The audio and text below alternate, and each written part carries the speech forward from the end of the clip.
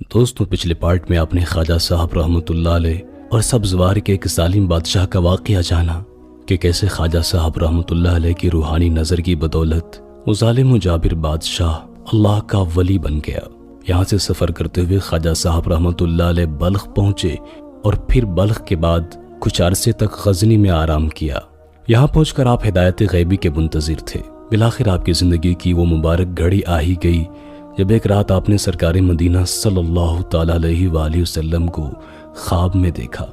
نبی اکرم صلی اللہ تعالیٰ علیہ وآلہ وسلم نے حضرت خواجہ معین الدین چشتی رحمۃ اللہ علیہ کو اپنی دعاؤں سے سرفراز فرمایا اور ہندوستان جانے کی ہدایت فرمائی۔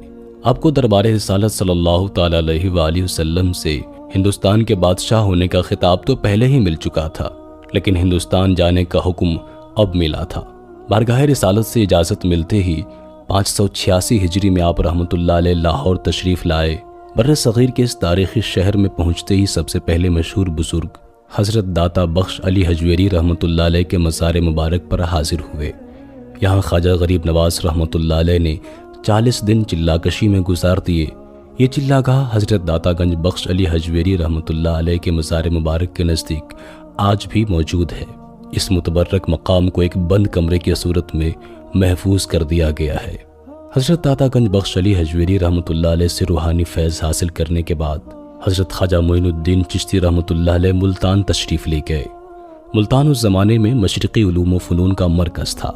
یہاں خواجہ غریب نواز رحمۃ اللہ علیہ نے 5 سال تک قیام کیا اور یہیں سے آپ نے سنسکرت زبان سیکھی۔ آپ کے لیے اس زبان کی تعلیم نہایت ضروری تھی، کیونکہ آپ رحمۃ اللہ علیہ عنقریب ہندو قوم کے سامنے اسلامی تعلیمات پیش کرنے والے تھے، اس لیے مقامی زبان سے آگاہ ہونا بے حد ضروری تھا۔ ملتان سے آپ رحمۃ اللہ علیہ دہلی تشریف لے گئے۔ دہلی میں بھی کچھ دیر رکے اور پھر اسی کے بعد حضرت خواجہ غریب نواز رحمۃ اللہ علیہ اجمیر روانہ ہو گئے۔ اجمیر شہر کی مختصر تاریخ یہ ہے کہ یہ شہر آگرہ کے مغرب میں تارا گڑھ کی پہاڑیوں کے دامن میں واقع ہے۔ پہاڑی کی چوٹی پر مغل شہنشاہ جلال الدین اکبر کا بنایا ہوا قلعہ آج بھی موجود ہے۔ اجمیر ہندوستان کا ایک بہت ہی پرانا اور تاریخی شہر ہے۔ اجمیر اس زمانے میں بر صغیر کے سب سے طاقتور ہندو حکومت کا دارالسلطنت تھا۔ اس علاقے میں ہندوستان کی سب سے زیادہ بہادر جنگجو اور غیرت مند قوم راجپوت آباد تھی۔ راجپوتوں کی مختصر تاریخ یہ ہے کہ اس قوم کے لوگ مر جانا پسند کرتے تھے، لیکن کسی کے آگے سر جھکانا ان کو گوارا نہیں تھا۔ وقت پڑنے پر راجپوتوں کی عورتیں خود کو بھڑکتی ہوئی آگ کے حوالے کر دیا کرتی تھیں تاکہ ان کے شوہر پیچھے مڑ کر اپنے گھروں کی طرف نہ دیکھیں اور میدان جنگ میں لڑتے لڑتے یا تو جیت کر واپس آئیں یا پھر اپنی جان دے دیں۔ یہ تھا اس قوم کا مزاج جسے حضرت خواجہ غریب نواز رحمۃ اللہ علیہ عنقریب خدائے وحدہ لا شریک کا پیغام سنانے والے تھے۔ دوستوں، اس وقت دہلی اور اجمیر پر پرتھوی راج چوہان کی حکومت ہوا کرتی تھی۔ حضرت خواجہ معین الدین چشتی رحمۃ اللہ علیہ نے اجمیر کے نواح میں اپنی خانقاہ تعمیر کی۔ خانقاہ کیا تھی؟ گھاس پھوس کی ایک مختصر سی جھونپڑی جس میں حضرت سلطان الہند قیام فرما تھے۔ نماز کا مصلی، پانی کا برتن اور ایک جوڑا لباس، یہی کچھ شہنشاہ ہندوستان کا سامان تھا۔ کچھ دن تک یہاں کے راجپوتوں نے آپ کے قیام کا کوئی اثر قبول نہ کیا۔ شروع میں حضرت خواجہ غریب نواز رحمۃ اللہ علیہ کو بھی لوگوں نے یہی سمجھا تھا کہ یہ کوئی جوگی یا پھر تپسیا کرنے والا ہے جو دنیا کے ہنگاموں سے دور جنگل میں آ پڑا ہے۔ مگر جب کچھ لوگوں نے حضرت خواجہ صاحب کی جھوپڑی میں آ کر دیکھا تو یہ راز فاش ہوا کہ اس شخص کی وضع قطع ہندوستان کے سنیاسیوں سے بالکل الگ ہے۔ پھر تو سوالوں کا ایک لمبا سلسلہ شروع ہو گیا۔ راجپوت خواجہ غریب نواز رحمۃ اللہ علیہ کو دیکھنے کے لیے آتے اور دیکھتے ہی رہ جاتے۔ آپ رحمۃ اللہ علیہ کے نورانی چہرے میں ایسی کشش تھی جسے مقامی ہندو کوئی نام نہیں دے پا رہے تھے، نہ ہی ان کے دماغ کوئی فیصلہ کر پا رہے تھے کہ آخر یہ شخص ہے کیا۔ لیکن جو بھی ہو، ان کے دل خود بخود اس بزرگ ہستی کی طرف کھینچے چلے جا رہے تھے۔ اب راجپوتوں کو یہ اندازہ ہو چکا تھا کہ حضرت خواجہ غریب نواز رحمۃ اللہ علیہ ہندو مذہب کی کسی بھی شاخ پر عمل کرنے والے نہیں ہیں، مگر چونکہ آج تک انہوں نے راجستھان کے علاقے میں کسی مسلمان کو عبادت کرتے نہیں دیکھا تھا، اس لیے حضرت خواجہ غریب نواز رحمۃ اللہ علیہ کے مذہب کی حقیقت نہیں جان رہے تھے۔ پھر ایک دن کچھ راجپوت آپ رحمۃ اللہ علیہ کی جھوپڑی میں داخل ہوئے۔ اس وقت خواجہ غریب نواز رحمۃ اللہ تعالیٰ علیہ اللہ تعالیٰ کے ذکر میں مشغول تھے۔ راجپوت خاموشی کے ساتھ بیٹھے رہے، یہاں تک کہ خواجہ صاحب اپنے اوراد و وظائف سے فارغ ہو گئے۔ حضرت خواجہ غریب نواز رحمۃ اللہ تعالی علیہ نے راجپوتوں سے ان کی زبان میں گفتگو کی۔ تم لوگ یہاں کیسے آئے ہو؟ راجپوت ایک غیر مقامی شخص کے لب و لہجے پر حیرت زدہ رہ گیا۔ ایک راجپوت نے تیز لہجے میں جواب دیا، ہم کچھ دنوں سے یہاں جنگل میں تمہیں تنہا دیکھ رہے ہیں، آج سوچا کہ تمہارے آنے کی وجہ پوچھیں، آخر تم کون ہو اور یہاں کس لیے آئے ہو؟ خواجہ غریب نواز رحمۃ اللہ علیہ نے نرم اور میٹھے لہجے میں فرمایا، کیا میری وجہ سے تمہیں کوئی تکلیف پہنچی ہے؟ دوسرے راجپوت نے کہا، تم ہمیں نقصان بھی کیا پہنچا سکتے ہو؟ اس کی ایک ایک لفظ سے غرور اور گھمنڈ کی جھلک دکھ رہی تھی۔ اور راجپوت کہنے لگا، پھر بھی ہم جاننا چاہتے ہیں کہ تمہارا کس قوم سے تعلق ہے اور تم اجمیر کیوں آئے ہو؟ خواجہ غریب نواز رحمۃ اللہ تعالی علیہ نے پرجلال لہجے میں فرمایا، میں مسلمان ہوں اور تمہیں اپنے اللہ کا پیغام پہنچانے آیا ہوں۔ مسلمان کا نام سنتے ہی راجپوت چونک پڑا، ان کے ذہنوں میں بے شمار پرچھائیاں لرزنے لگی۔ ایک راجپوت نے نہایت تند و تیز لہجے میں پوچھا، کیا تم شہاب الدین غوری کی قوم سے تعلق رکھتے ہو؟ اس کے الفاظ میں ساری نفرتیں سمٹ آئی تھیں۔ خواجہ غریب نواز رحمۃ اللہ تعالی علیہ نے فرمایا، ہاں وہ بھی میرا دینی بھائی ہے۔ اب رحمۃ اللہ علیہ راجپوتوں کے لہجے سے صاف سمجھ چکے تھے کہ ان کے اندر کیا چل رہا ہے، چنانچہ آپ نے بھی اپنی آواز کو بلند رکھا۔ دوسرے راجپوت نے جواباً کہا، وہ بھی تمہارے اللہ کا پیغام لے کر یہاں آیا تھا، ہم نے غوری کو اس طرح سے ہرا کر یہاں سے بھگا دیا ہے کہ اس کا پیغام بھی دفن ہو گیا ہے۔ خواجہ صاحب نے جب یہ سنا تو آپ رحمۃ اللہ علیہ کے جلال میں اور زیادہ اضافہ ہو گیا، فرمانے لگے، اللہ کا پیغام کبھی دفن نہیں ہوتا۔ تم سے پہلے یہاں کتنی قومیں آباد تھیں، آج تم ان کے نشان بھی تلاش نہیں کر سکتے۔ اگر ساری دنیا بھی تمہاری ہو جائے تو خدا کی خدائی میں کوئی فرق نہیں آتا۔ شہاب الدین غوری تو اپنے ہمراہ ایک لشکر جرار لے کر آیا تھا، مگر میں تمہارے پاس تنہا اور اکیلا آیا ہوں، اور پھر بھی میں تمہیں خدا کا پیغام سناؤں گا اور تمہیں وہ پیغام سننا ہی پڑے گا۔ اگر تم اپنے کان بند بھی کر لو گے تو تمہاری سماعتوں میں شگاف پڑ جائیں گے، چاہے اس کشمکش میں پورا ہندوستان زیر و زبر ہو جائے، لیکن وہ پیغام تمہارے دل کی گہرائیوں میں اتر کر رہے گا۔ جاؤ اور اپنے دروازے بند کر لو، اپنے دل و دماغ پر پہرے بٹھا لو، مگر وہ روشنی کی لکیر آہنی دروازوں سے گزر کر بھی تم تک پہنچ ہی جائے گی۔ یہ ایک اور بڑا دعویٰ تھا اور ایک ایسے انسان کی طرف سے کیا گیا تھا جو ایک سرکش قوم کے حلقے میں بالکل تنہا اور اکیلا تھا۔ راجپوتوں کو خواجہ صاحب کی بے باکی ناگوار گزری، وہ کہنے لگے کہ ہم اپنی زمین پر یہ سب کچھ برداشت نہیں کر سکتے۔ ایک راجپوت نے اپنی روایتی غرور کا مظاہرہ کرنے کی کوشش کی۔ خواجہ صاحب نے پرجلال لہجے میں فرمایا، یہ زمین اللہ کی ہے، اگر کسی انسان کی ملکیت ہوتی تو تمہارے باپ دادا موت کا ذائقہ نہ چکھتے اور اس زمین کو اپنے ساتھ اٹھا کر لے جاتے۔ ہم سب اس زمین پر اللہ کے کرایہ دار ہیں اور ان قریب ایک ایک کر کے اس کی بارگاہ میں حاضر ہونے والے ہیں۔ دوسرے راجپوت نے بگڑ کر کہا، ہم کسی اللہ کو نہیں مانتے، زمین و آسمان پر ہمارے دیوتاؤں کی حکومت ہے۔ اگر تم یہاں مزید رہنا چاہتے ہو تو تمہارے قیام کی ایک ہی صورت ہوگی کہ تم آئندہ اپنی زبان پر اللہ کا نام نہیں لاؤ گے۔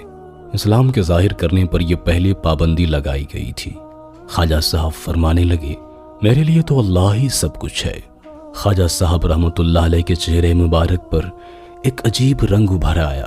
خواجہ غریب نواز رحمۃ اللہ علیہ کی آواز دوبارہ گونجی، میں اللہ رب العزت کے نام سے زندہ ہوں اور تمہیں بھی اس کے نام کی برکت سے زندہ کرنے آیا ہوں۔ خواجہ صاحب کے اس جواب پر راجپوت خفا ہونے کی بجائے ہنس پڑے اور کہنے لگے، تمہیں اپنی زندگی کے لیے نہ اچھی غذا میسر ہے، نہ لباس اور نہ ہی رہنے کے لیے مکان۔ پہلے اپنے آپ کو تو زندہ رکھ کے دکھا دو، اس کے بعد ہمیں زندہ کرنے کی بات کرنا۔ خواجہ صاحب فرمانے لگے، میری زندگی کے لیے ایک جوڑا لباس، 4 گز زمین اور جنگلی پھل ہی کافی ہیں۔ تم اپنی فکر کرو، اتنی شان و شوکت کے باوجود بھی آنے والا وقت تمہاری سانسیں چھین لے گا، پھر تم اس دنیا میں داخل ہو جاؤ گے جہاں آگ کے سوا کچھ بھی نہیں ہوگا۔ ایک راجپوت کہنے لگا، ارے آخر تم کس اللہ کی بات کرتے ہو؟ تمہارے اللہ کا وہ کون سا پیغام ہے جو تم ہمیں سنانا چاہتے ہو؟ حضرت خواجہ غریب نواز رحمۃ اللہ علیہ کے ہونٹوں پر ایک دل نواز مسکراہٹ آئی اور خواجہ صاحب نے سنسکرت زبان میں سورہ اخلاص یعنی قل هو اللہ احد کا ترجمہ کرتے ہوئے فرمایا، اللہ ایک ہے اس کا کوئی شریک نہیں، وہ ہر چیز سے بے نیاز ہے، نہ اس کی کوئی اولاد ہے اور نہ ہی کوئی اس کا باپ۔ پھر خواجہ صاحب فرمانے لگے، اللہ کو سب سے زیادہ یہ بات ناپسند ہے کہ انسان اسے چھوڑ کر کسی دوسرے کی پوجا کرنے لگے۔ آخر وہ تمہارے خدا کیسے ہو سکتے ہیں جن مورتیوں کو تم نے اپنے ہاتھوں سے بنایا ہے؟ یہ پتھر کی مورتیاں جو اپنی جگہ سے ہل بھی نہیں سکتی، تم کس امید پر ان کے آگے اپنا دامن پھیلاتے ہو؟ یہ تو خود تمہاری محتاج ہیں کہ تم انہیں ایک مقام سے اٹھا کر دوسری جگہ پر رکھتے ہو۔ راجپوت غصے میں لال ہو گئے اور ان کی تلواریں بے نیام ہو گئیں۔ وہ اس مسلمان فقیر کا کام تمام کرنا چاہتے تھے جو ان کے سامنے ان کے دیوتاؤں کی بے عزتی کر رہا تھا، لیکن اس کے باوجود بھی خواجہ صاحب رحمۃ اللہ علیہ نے ان کو کرم کی نگاہ سے دیکھا۔ اچانک ایک بجلی کی لہر آئی۔ وہ راجپوت جن کی بہادری کی شہرت پورے ہندوستان میں تھی، آج خواجہ غریب نواز رحمۃ اللہ علیہ کے سامنے وہ جھوٹی ثابت ہو رہی تھی۔ ان کے جسموں پر لرزہ طاری ہو گیا تھا، ان کی تلواریں ہاتھوں سے چھوٹ گئی اور پھر وہ بھاگ کھڑے ہوئے۔ یہ ایک عجیب و غریب منظر تھا۔ وہ راجپوت جو کچھ دیر پہلے اپنی روایتی غیرت و شجاعت کے افسانے بیان کر رہے تھے، خواجہ صاحب کی ایک نگاہ کی تاب نہ لا سکے اور ایسے بھاگ کھڑے ہوئے جیسے کوئی طاقتور دشمن ان کے پیچھے پڑا ہو۔ راجپوت سپاہیوں میں کچھ دن تک اس واقعے کا ذکر سرگوشیوں میں ہوتا رہا۔ پھر راجپوتوں کی وہی جماعت جو ایک بار پہلے بھی خواجہ صاحب رحمۃ اللہ علیہ کی جلال روحانی کی جھلک دیکھ چکی تھی، دوبارہ اس مرد درویش کی جھونپڑی کی طرف روانہ ہوئی۔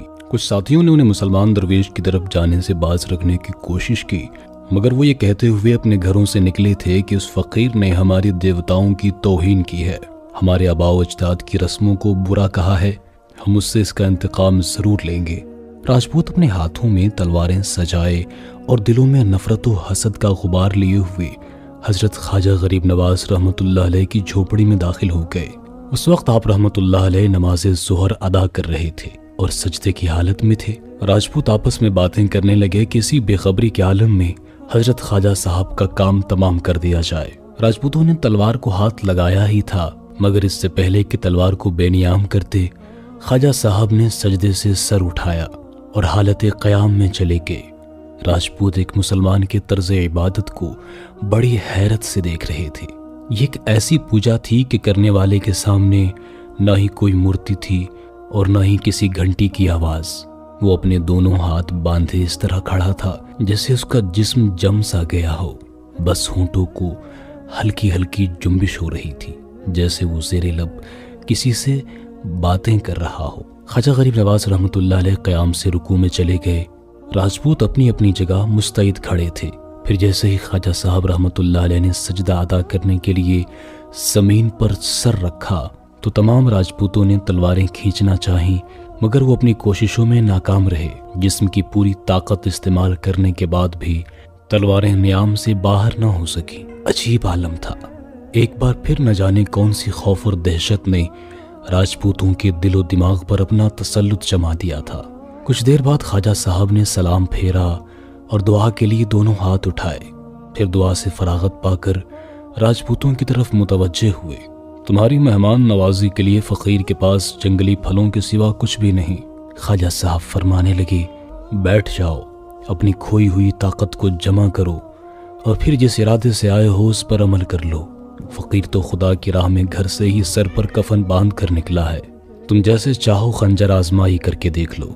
اللہ کے درویشوں کے قتل کے لیے کسی اہتمام کی ضرورت نہیں ہوتی۔ خواجہ غریب نواز رحمۃ اللہ علیہ کے کشف نے راجپوتوں کے سفاک جذبوں کا راز اس طرح فاش کر دیا تھا کہ ان کے جسموں پر لرزہ طاری ہو گیا اور وہ ایک بار پھر سے بھاگ کھڑے ہوئے۔ فرار ہوتے وقت تمام بت پرست چیخ رہے تھے، یہ تو جادوگر ہے، سچ میں یہ بہت بڑا جادوگر ہے۔ راجپوتوں کے خیال میں جادو کی وجہ سے ہی ان کی ایسی حالت ہو سکتی تھی۔ اس کے بعد راجپوتوں کی وہی جماعت خواجہ معین الدین چشتی رحمۃ اللہ علیہ کی خدمت میں تیسری مرتبہ بھی حاضر ہوئی۔